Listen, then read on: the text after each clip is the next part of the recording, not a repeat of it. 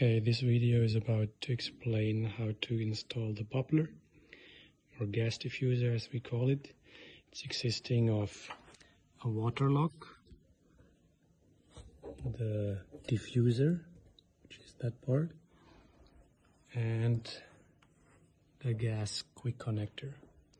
So what we usually do is we hot tap the main pipe with a drilling saddle, and then we install the GECA coupler, or you can also directly use the 1-inch thread or 3/4 inch thread of the water lock. So you take off the GECA coupler here, which is also possible.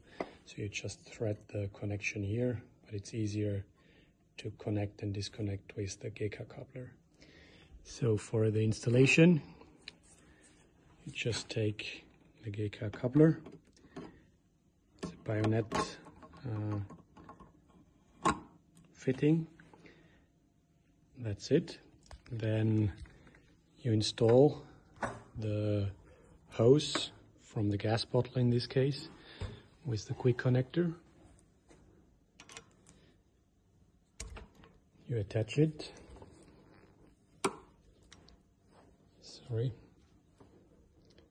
In there. Then you open the valve, gate valve, from the connection part so that it's fully open.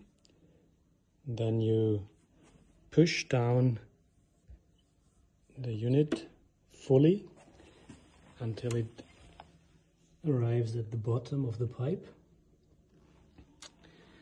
and then you lock this cable bushing so that it can't be pushed back by the pressure anymore. And then you open the gas bottle, let the gas stream into the bubbler, and out here should come small little tiny bubbles.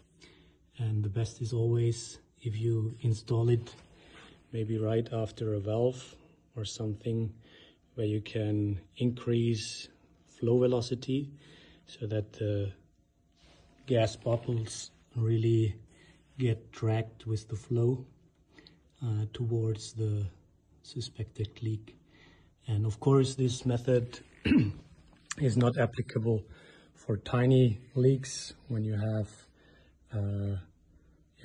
bigger leak, it's always better with this method, because the probability that the tiny air bubbles escape through the leak position is not so high.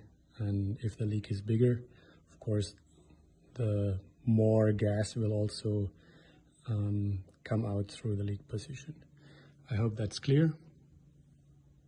Good luck with your installation and your leak detection task.